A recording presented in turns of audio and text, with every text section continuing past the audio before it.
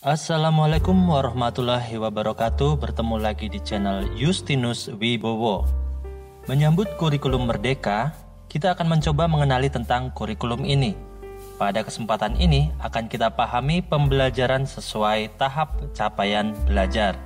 Tapi sebelum kita mulai, pastikan Anda telah menjadi subscriber channel ini supaya bertambah banyak orang yang bisa saya layani dan mengambil manfaat dari video-video saya.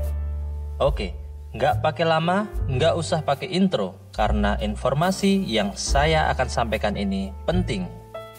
Kita akan membahas pembelajaran paradigma baru dalam kurikulum merdeka ini, yaitu pengajaran sesuai dengan tingkat kemampuan. Kita masuk kepada pengertian. Jadi, pengajaran sesuai dengan tingkat kemampuan adalah pendekatan belajar yang berpusat pada peserta didik berdasarkan tingkat kemampuan mereka, bukan pada tingkat kelas.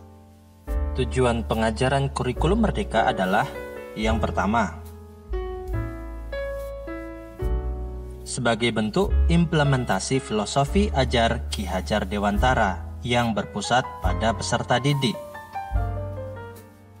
Yang kedua, peserta didik lebih kuat kemampuan numerasi dan literasinya. Dan yang ketiga, pengetahuan pada tiap mata pelajaran peserta didik juga lebih kuat. Bagaimanakah pembelajaran dalam kurikulum merdeka ini dilakukan? Dalam model pembelajaran ini, cara dan materi pembelajaran divariasikan berdasarkan tingkat pemahaman dan kesiapan murid. Kita akan mengenal yang namanya fase atau tingkat perkembangan. Fase atau tingkat perkembangan adalah capaian pembelajaran yang harus dicapai peserta didik. Setiap proses pembelajaran tersebut disesuaikan dengan karakteristik, potensi, serta kebutuhan peserta didiknya. Ada 6 fase, yaitu dari fase A sampai fase F. Baiklah, kita akan bahas satu persatu. Yang pertama, fase pada sekolah reguler. Fase A, SD kelas 1 sampai kelas 2. Fase B, SD kelas 3 sampai kelas 4. Fase C, SD kelas 5 sampai kelas 6. Fase D, SMP kelas 7 sampai kelas 9, fase E, SMA kelas 10, dan fase F, SMA kelas 11 sampai 12. Lalu fase atau tingkat perkembangan di sekolah luar biasa. Fase A, pada usia mental 7 tahun. Fase B, usia mental kurang lebih 8 tahun. Fase C, usia mental kurang lebih 8 tahun. Fase D, usia mental kurang lebih 9 tahun. Fase E, usia mental kurang lebih 10 tahun. Dan fase F, usia mental kurang lebih 10 tahun.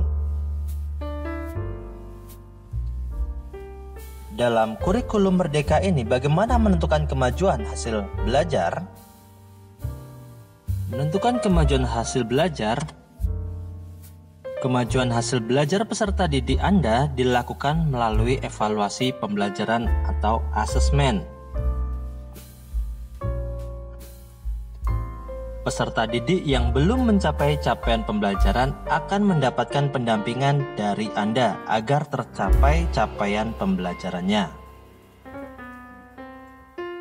Bagaimana tahapan metode pengajaran pada kurikulum ini? Ada 3 tahapan. Yang pertama adalah asesmen diagnostik. Pada tahapan ini, peserta didik Anda akan melakukan asesmen awal untuk mengenali potensi, karakteristik, kebutuhan, tahap perkembangan, tahap pencapaian pembelajaran, dan hal mendasar lainnya. Tahapan yang kedua adalah perencanaan. Berdasarkan hasil asesmen diagnostik, Anda akan melakukan penyusunan proses pembelajaran dan melakukan pengelompokan peserta didik berdasarkan tingkat kemampuan yang sama.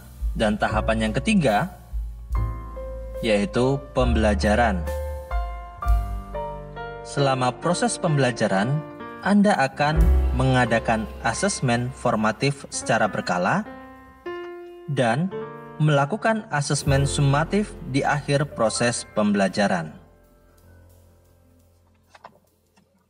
Baiklah, sampai di sini dulu pembahasan kita. Masih ada info yang penting tentang kurikulum Merdeka ini. Kita akan bahas di video selanjutnya.